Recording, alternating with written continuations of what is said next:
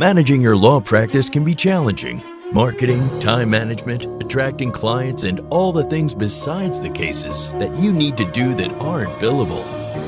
Welcome to this edition of the Unbillable Hour, the Law Practice Advisory Podcast. This is where you'll get the information you need from expert guests and host Christopher Anderson, here on Legal Talk Network. Welcome to the Unbillable Hour, the Law Practice Advisory Podcast helping attorneys achieve more success. We're glad you can listen today on Legal Talk Network. Today's episode is about the physical plant. It's about the actual technology inside your business, and specifically the technology in your law firm that you've acquired or that you're considering adding to your business. I was just at ABA Tech Show in the past week. I think, Tom, you were there as well. Tom's our guest, by the way. We'll meet him in a second.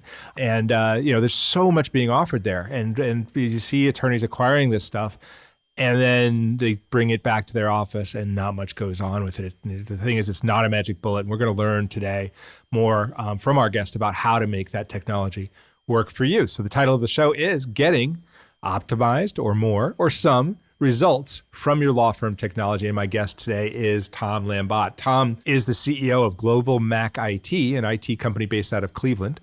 And most recently, he's also created what he calls the Optimize method. We're going to learn more about that. But it's a process that helps entrepreneurs, including law firm owners, grow by leveraging technology. Tom is obsessed with helping others and simplifying the complex.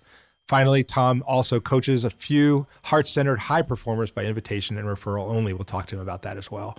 He's the author of 3 books on technology, most recently published by the American Bar Association. I'm actually doing a decent introduction. Usually the style of the show is to do a poor one. But he's also got 4 kids living with him there in Cleveland, all under 9 years old, 2 English bulldogs, a mother-in-law, and a bunny named Flip Flop. Woohoo! And of course, I am your host, Christopher Anderson, and I will spare you from the story of my pets. I'm an attorney with a singular passion for helping other lawyers achieve success with their law firm businesses. In the Unbillable Hour, every month, we explore an area important to help you be a more profitable lawyer by growing your revenues, getting back more of your time, and or getting more professional satisfaction from your business. The Unbillable Hour is dedicated to bringing you guests each month to help you learn more about how you make your law firm business work for you instead of the other way around. And of course, before we get started, I do want to say a thank you to our sponsors, Nexa, Solo Practice University, Scorpion, and Law Clerk. Nexa, formerly known as Answer One, is a leading virtual receptionist and answering service provider for law firms. Learn more by giving them a call at 800-267-9371 or online at www.nexa.com. Solo Practice University is a great resource for solos no matter how long you've been practicing. Make sure you check out solopracticeuniversity.com and learn how to run your practice better. Scorpion crushes the standard for law firm online marketing with proven campaign strategies to get attorneys better cases from the internet. Partner with Scorpion to get an award-winning website and ROI-positive marketing programs today. Visit scorpionlegal.com/podcast. Law Clerk, where attorneys go to hire freelance lawyers. Visit lawclerk.legal to learn how to increase your productivity and your profits by working with talented freelance lawyers. All right, and again, today's episode of the Unbillable Hour is Getting Optimized, More or Some Results from Your Law Firm Technology. And my guest is Tom Lambotte. Tom is CEO of Global Mac IT. And Tom, welcome to the Unbillable Hour. Thank you very much, Chris. I'm excited to be here. Yeah, I'm excited to have you on. This is a really great topic, and I think it's, for me anyway, it's timely. And if any of our listeners were at, I know some of them were at Tech Show in the past week, I think it's timely for them because this is the time where you were excited about some technology, you bring it back, and then you've been away for a week, and so life hits you right between the eyes, and you install the software, and like you use 1% of it, if at all. But first of all, before we even get to all of that, my introduction to you today went against the Unbillable Hour's standard procedures and was actually a little bit more in depth. But I thought I'd ask you just to fill in a little bit more about your company, but particularly about the background that led you to this topic about maximizing or optimizing the utilization of technology. How did you get there? So it's funny, I spent 14 years getting back to where I started. Back in 2006, I was living in Santa Cruz and I was starting something new. And I was like, hey, I love Macs. I love business. Let's start a business of helping people with their Macs. And so what I did a lot of at that time, what I really enjoyed was showing people all the things their Macs could do. Right. So it's like, hey, look at all the technology you've got access to that's right there. And you're just a few recommendations away from getting way more out of what you already have. And so that's how I started and started making house calls and grew the company, over the past 14 years. And so now we're a managed service provider. So we do outsourced IT. So we manage all the technology for law firms with 10 or more users for the most part. We have a smaller plan for some of the smaller firms with 5 to 9 users as well. I'm fortunate that I've gotten the company to a place where it's able to grow without a lot of my involvement. And so I've got a lot of free time that I'm able to invest back on the creative end and focusing on, kind of what's next. What am I most passionate about at the end of the day? And the managed service side of the business, again, it's doing great. We've got a great product and systems in place, but it doesn't light my fire. And so the past couple of years, I've been working on getting back to that. Like, what really makes me tick? What's my unique ability? What do I do best? And that's one comment. Another one, I'm going to tie these together in a minute. Sure, yeah. Last year, what I really started, actually, the way this began is that I was tired of turning away Mac using attorneys that I couldn't help. Right. The majority of Mac using attorneys are solos, right? Small firms, whether 1, 2, 3, 4, 5 users. And all these people I was turning away. I was like, yeah, I'll make our time worthwhile and give you some good tips, but I can't help you. So last year I created a course, How to Start a Mac Law Firm. That was kind of all of our recommendations and best practices, boiled down and simplified so solos could take it and know how to start it successfully. And after that, what I was going to do was create a membership community, because I was like, man, these solo attorneys, they can't afford our, full out service. But what if I set it up in a way that would give them, direction every month on how to get more out of their technology and that kind of thing. And so I went through a course to create a membership. And in the process, I created the optimized method. Oh. And it really kind of captured and boiled down how we do what we do. And I boiled it down to 6 core steps that it takes to really get way more out of your technology than the majority of people. And when I took a step back, I was like, wait, none of this has anything to do with Macs. Right. So all of a sudden, I expanded my market size tremendously because I want to increase my impact. And I also realized, I was like, wait, none of this has anything to do with law. So we've worked in the legal vertical for over a decade. So I can definitely make an impact there. But my true passion, the people I really want to be a hero to, are entrepreneurs. Small businesses that are growing. And I've been fortunate to kind of work with and attract, for the most part, entrepreneurs who happen to be lawyers. And so that's why it's worked really well. And I've been able to deliver a lot of value kind of in my work. Well, cool. Well, now you've got me intrigued. And you're absolutely right. And I think the listeners of this show understand that law firm owners are entrepreneurs, whether they like it or not. They might not be very good ones, but if they're listening to the show, they're getting better, which is a great thing. But so you said the optimized method came out of you building this course, but I don't think we really have an idea of what exactly it is. You said there's 6 key tenets or key areas. Could you just review them real quick? Yeah, so it started with 6. It's going to be 3 or 4 because I always simplify things. And so essentially, it's step 1 is let's build a vision. Okay, where do you really want to be 3 years from now? Where do you want to go? What does that look like? What does your life, practice, day-to-day look like? What are your biggest opportunities, biggest challenges, your biggest strengths, and kind of get really clear on where you want to go first. And that's not technology focused, but it's important to start with getting really clear on where we want to go, because a lot of times technology can play a significant role in attaining those outcomes. Plus, by getting really clear on the outcome, it ties it gets the emotional commitment and feeling to where you're working towards. And then, after that, it's really a kind of continual process of defining the vital few from the trivial many. Okay, so the second main idea is optimize your core tool set. So it's like, okay, out of all the software you've got access to, what are the 3, the 5 or top 3 that make the biggest impact? If you got really good at using these, or if you got better at using it versus how you're using it now, this will move the needle the most, within your practice.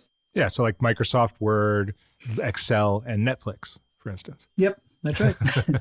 And so it's getting really clear on, okay, what are the software that makes the biggest impact? Sure, Then yeah. the next module, so step 3 is optimize your leverage. So once we kind of work through a few tools to get really clear on the top software, titles and tools, let's get really clear on the features that are going to make the biggest impact.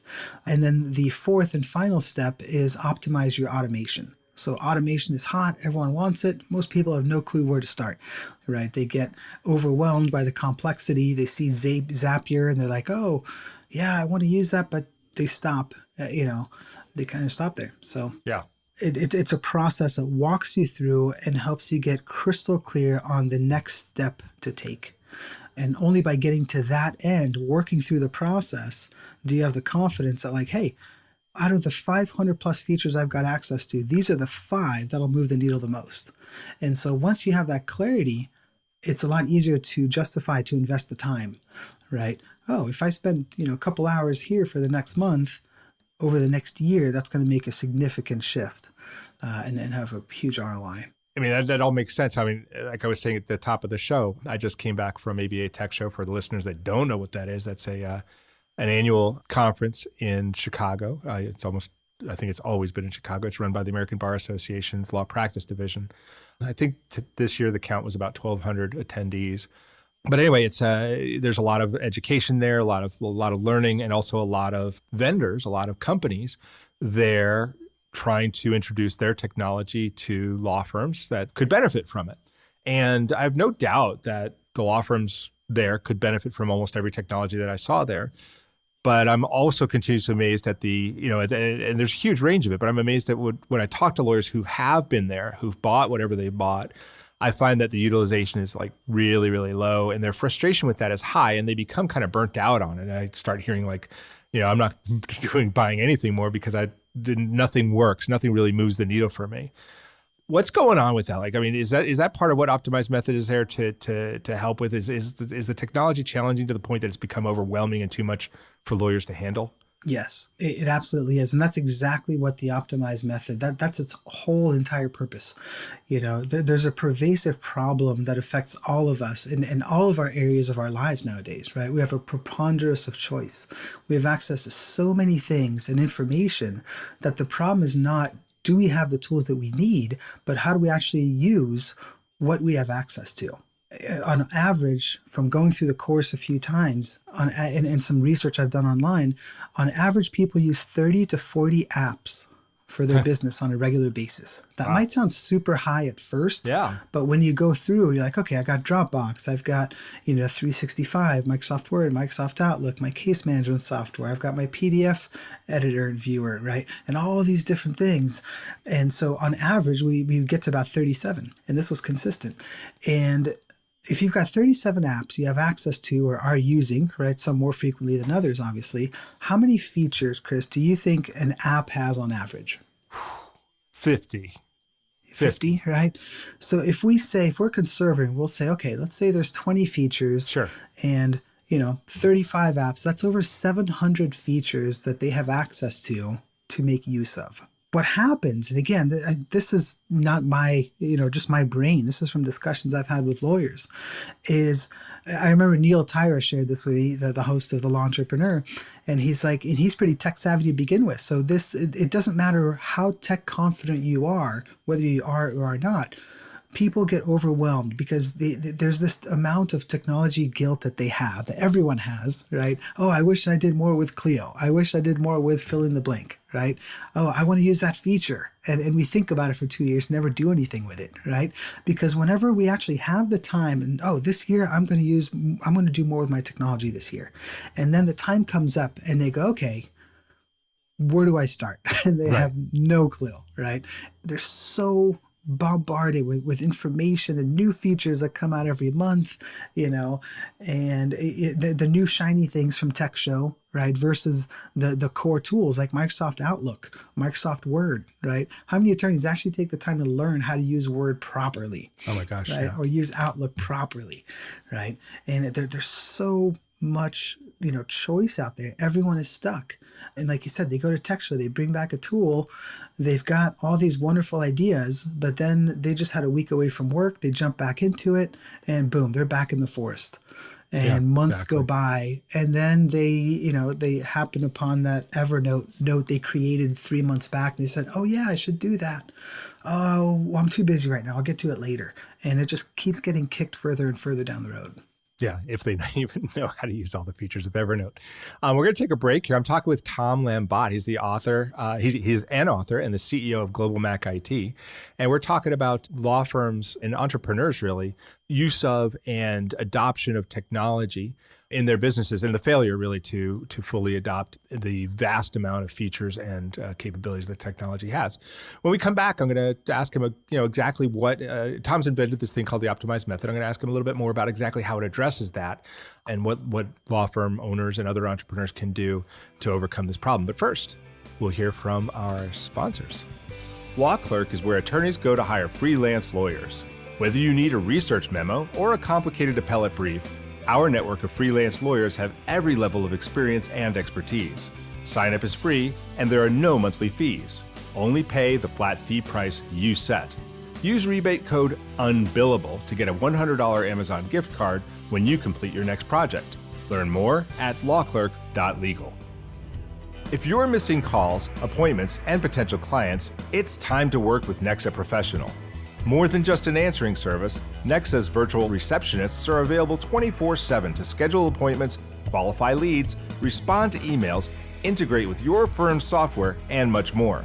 Nexa ensures your clients have the experience they deserve. Give them a call at 800-267-9371 or visit them at nexa.com/podcast for a special offer. Welcome back to the Unbillable Hour. I am talking with Tom Lambotte. He is the CEO of Global Mac IT, but we're talking about a particular system that he's developed called the optimized method. And the problem that we're talking about that I think most everybody on this listening to this podcast should identify with is, I think, Tom, you said it, like Microsoft Word. I wonder what percent of Microsoft Word the average user uses. I'm probably at about 15% or something, I bet. And it just does so much more. But we're talking about that problem that we have so many and so many features in each one that we're really overwhelmed and we never fully implement and get the full value. So can you just describe, how does optimized method help to do that? You described what the four kind of processes are, but how does it help lawyers get and other entrepreneurs really get ROI from their software and other technology? Yeah. So the outcome is not to use 100% of your software. Sure. Right. And the example you just gave is awesome, right? You might use 15% of Microsoft Word. Now, I would challenge that no attorney needs to learn how to use 100%, right? But again, there's hundreds of features, right, built into Microsoft Word.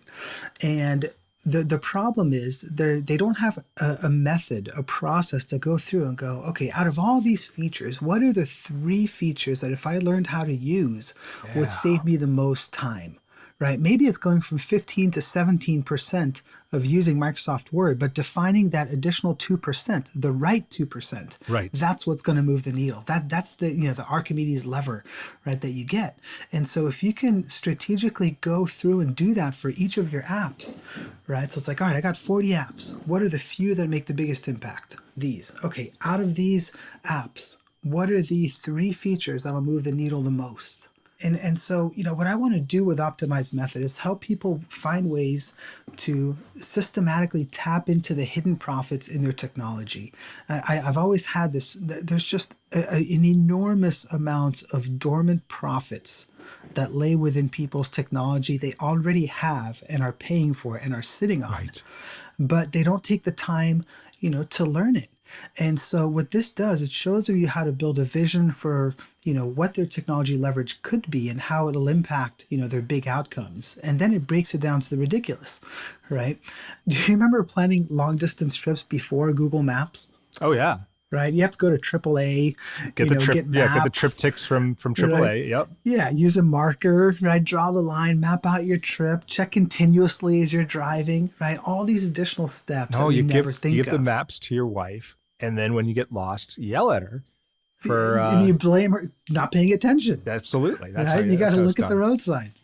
So what's magical about Google Maps, Apple Maps, or Waze is that you put the destination and it spits out the step by step, the play by play, right? You know ultimately what your final destination is, but all you need to focus on is the next step. Turn right here. You know exactly what you need to do.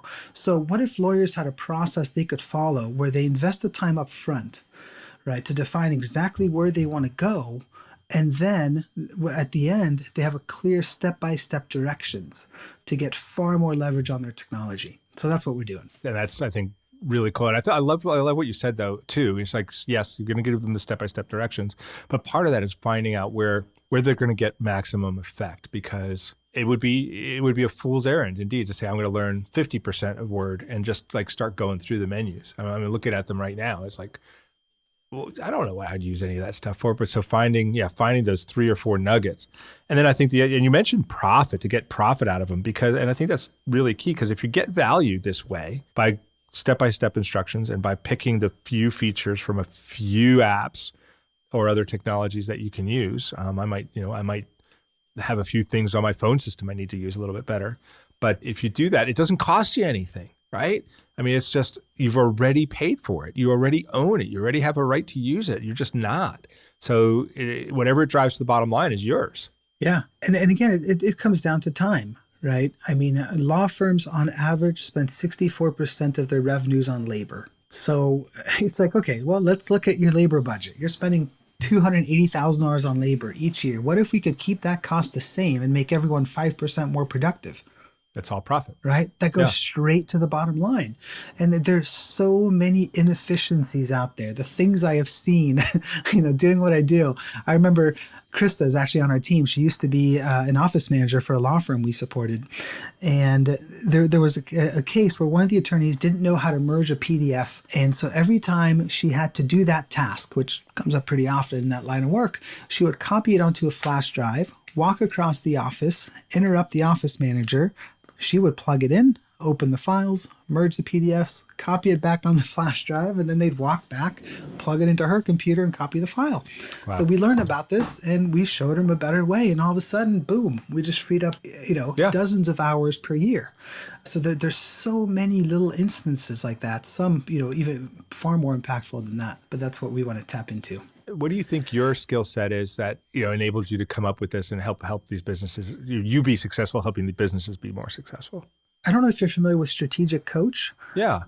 Yeah. So I've been in that organization for 4 years now. Okay. So it's run by Dan Sullivan, brilliant guy who coaches, top entrepreneurs. And one of their biggest concepts is unique ability. And it's that everyone in the world has unique ability. And when you're doing this thing, you feel like you can always learn, you can always improve. When you're spending time doing this, time flies by, right? You're lit, you're on fire when you're done. And so my unique ability is to simplify the complex, help people identify strengths and weaknesses, and then create a path to help them attain kind of the next level. And so I've gotten really clear on this in the past few years. And so I've continually been spending more time there and delegating everything which is not within my unique ability. And so, again, going back full circle, back in Santa Cruz when I started making house calls, my passion was to help people get more out of what they already have. And so I'm doing it now just on a different level, because I've really understood, what do people need? What do people tick? In terms of what's helped me become successful, I just, find what you love to do and you'll never work a day in your life. It's always been one of my, kind of core beliefs. And I love what I do. So that's super. And let me to follow up on that, because one of the things you said was to get people to do the things they like to do. I'll tell you, you go to a tech show or any other trade show or gathering of lawyers, and you have a talk about maximizing your technology like this one. And then there's a talk about marketing to get more leads and a talk about sales to close more leads. And I promise you, the lawyers are going to pack into the room on marketing. That's what they want to hear about. What's your pitch to lawyers? And I'll tell you, the same thing's true about this show. When we do a show, we do shows on 7 main topics. We do shows on marketing. We do it on sales. We do it on hiring and firing people. We do it on physical plant like this one. We do it on production, or actually, automating and getting production to move through the factory. We do on financials, and we do it on mindset and actual personal growth. But I promise you, the best, the most popular, the most shared, the highest rated shows are always the ones on marketing. So what's your pitch to folks that they need to be paying attention, spending some more time in their technology when they seem to have this perception that sales and marketing have a higher ROI? And then, of course, they have all the other priorities in their business. Yeah. So, the key here, again, is mindset, just like you talked about. How are people thinking about the technology? For many, technology is an expense that they try to minimize as much as they can. Right.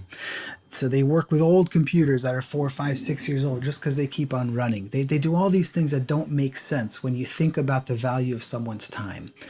And there's so many, people write, multi-$1,000 checks, for marketing and website, and they're happily writing these checks to outside vendors, but internally their systems are shit. Their technology is shit. So it's like, okay, we're going to spend $30,000 on, Google ads this year, right? But my whole team's working on 5-year-old computers. I've never taken the time to teach them how to use them. So they're kind of hunt and pecking, essentially on their keyboard, right? So you're spending all this money on your marketing, on your sales to make the phone ring, to get leads, but the people aren't, let's say you get the Clio, full package, right, with Grow, and you never take the time to configure it or set it up, right? So they're pumping a lot of money on the front end to get leads to come in, but then when they actually come in, the systems that your team is using are not working efficiently. Right. And so that's why technology needs to be made a priority as well, because there's a huge ROI on there. Right, because you spent all the money to get the business in, and then you handle it with a low level of efficiency or productivity, and you're basically wasting overhead to get the business done. It makes total sense. All right, we're going to hear another word from our sponsors, and we'll be back in a minute with Tom Lambat. He's the CEO of Global Mac IT, and we're talking about how to maximize or optimize the technology that a law firm or any other small business has to get more out of it and to drive more profit to the bottom line. When we come back, we're going to ask Tom a little bit more about why people give up on this and get a few take-home tips for you so that you take what you learn on this podcast and make it work for you right away. But first, we'll hear from our sponsors. Feel like your marketing efforts aren't getting you the high-value cases your firm deserves? For over 15 years, Scorpion has helped thousands of law firms just like yours attract new cases and grow their practices. As a Google Premier Partner and winner of Google's Platform Innovator Award, Scorpion has the right resources and technology to aggressively market your law firm and generate better cases from the internet. For more information, visit scorpionlegal.com/podcast today. Ready to create and build your own solo or small firm practice? Need a nuts and bolts education on the 360-degree experience of starting a business? There's only one online destination dedicated to helping you achieve your goals, Solo Practice University. The only online educational and professional networking community dedicated to lawyers and law students who want to go into practice for themselves. More than 1,000 classes, 58 faculty and mentors. What are you waiting for? Check out solopracticeuniversity.com today. Welcome back. This is Christopher Anderson to the Unbillable Hour. We're talking with Tom Lambat. He's the CEO of Global Mac IT, and we're talking about maximizing, optimizing the leverage that law firm owners, law firm businesses, other small businesses get from the technology you already have, and a method that he's developed to help do that. So what I wanted to shift gears here, Tom, we've talked about kind of the problem and we've talked about the solution, is that we know that some people just kind of give up on this. So like, I want to help inoculate the listeners. Like, we're going to do this. We're going to get more out of our technology. What are the reasons they need to watch out for so that they don't give up where a lot of other people do? Two big reasons, I think, are impact and overwhelm. So first off, most people, again, don't realize the potential impact. They don't see, what the ROI is going to be on learning how to use their technology better, learning to get more leverage out of it. And they know that they should, but without seeing a line item, it's a lot harder to measure. And then in terms of overwhelm, again, people don't know where to start, right? They're so Yeah. busy. There's so many different hats they're already wearing, so many responsibilities. When it comes to technology, most of them think, well, it's not blowing up, so we're fine. I can't put time there, Yeah. right? Again, but if they understand the ROI that they can actually gain from investing time in their technology, then I find it's a lot easier for them to do that. When you work with someone, can you predict that for them? Can you say, listen, I think we can get X% more out of this? Or can you like give them like you said, you start with a vision. Is part of that like seeing how much better they could do? Yes, I don't have a process to really quantify it just yet, but just looking at simple numbers, I think everyone can easily save, say 10, 15 minutes a day, right? And again, what's the impact of that over time, right? 1 hour per week. Okay, you got 4 hours a month. You just save 50 hours right off the bat. Yeah, I was going to ask you, I mean, is there a way that a solo, like someone who's got a really small law firm as a solo, a super small law firm owner, can at least get started and start doing this just by themselves? Yeah, definitely. And one thing we haven't talked about at all either is automation. Yeah. That optimized method goes into, right? What are the easy automations that are literally just flip the switch that you can start benefiting from right off the bat, right? Like integrating your accounting software with your case management software, things like that. There's so much tedious work. And so we identified the easy things and then the more advanced things as well. I have workflows in Zapier that literally save me hours that happen in minutes now. And so I'm able to deliver, better customer service, faster response. They don't know it's all robots, right? Because there's a human element still tied into it. And so when you get into automation, that's a whole other level you can tap into.